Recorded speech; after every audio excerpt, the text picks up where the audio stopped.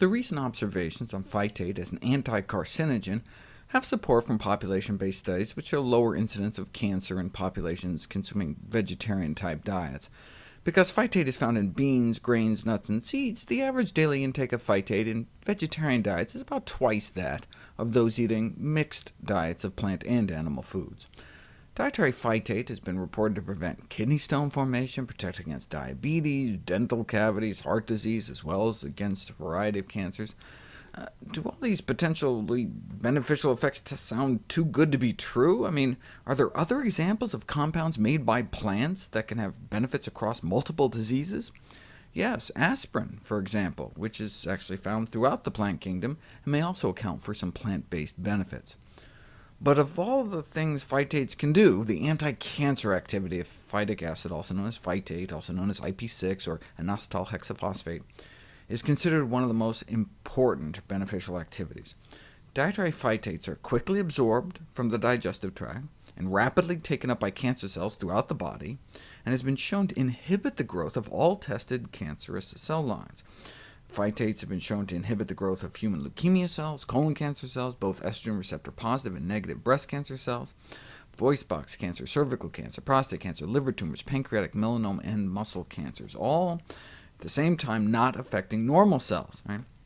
That's the most important expectation of a good anti-cancer agent, is for it to only affect cancerous cells and leave normal cells alone, and that's what phytates appear to do.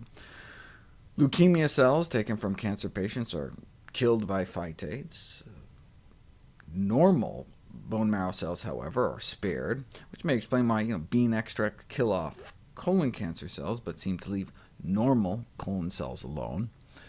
Both the in vivo and in vitro experiments have shown striking anti-cancer effects, demonstrated that phytate is a broad-spectrum anti-neoplastic agent, meaning anti-tumor agent across different cells and tissue systems. What are the mechanisms of action by which phytates battle cancer? How do phytates fight? How don't they fight? Look at this. Phytate targets cancer through multiple pathways, a combination of antioxidant, anti-inflammatory, and immune-enhancing activities, detox, differentiation, anti-angiogenesis. In other words, phytate affects the principal pathways of malignancy, and not just some of them. Apparently phytate targets and acts on all of them. The antioxidative properties, one of the most impressive characteristics of phytate. In fact, that's why the meat industry adds phytates to meat, to prevent the oxidation of fat that begins the moment of slaughter.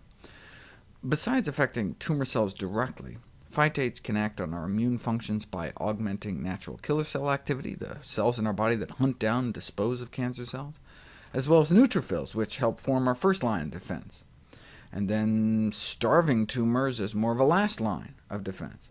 Not only can phytates block the formation of new blood vessels that may be feeding tumors, they can disrupt preformed capillary tubes, indicating that phytates may not only help blockade tumors, but actively cut off existing supply lines. What's really remarkable about phytate is that, unlike other anti-cancer agents, it not only causes a reduction in cancer cell growth, but also what's called enhanced differentiation, reversion of the appearance of cancer cells back to that of normal, meaning it causes cancer cells to stop acting like cancer cells and go back to acting like normal cells. You can see this with colon cancer cells, for example. In the presence of phytates, human colon cancer cells mature to structurally and behaviorally resemble normal cells. And this has been demonstrated in leukemia cells, prostate cancer, breast cancer, and muscle cancer cells as well.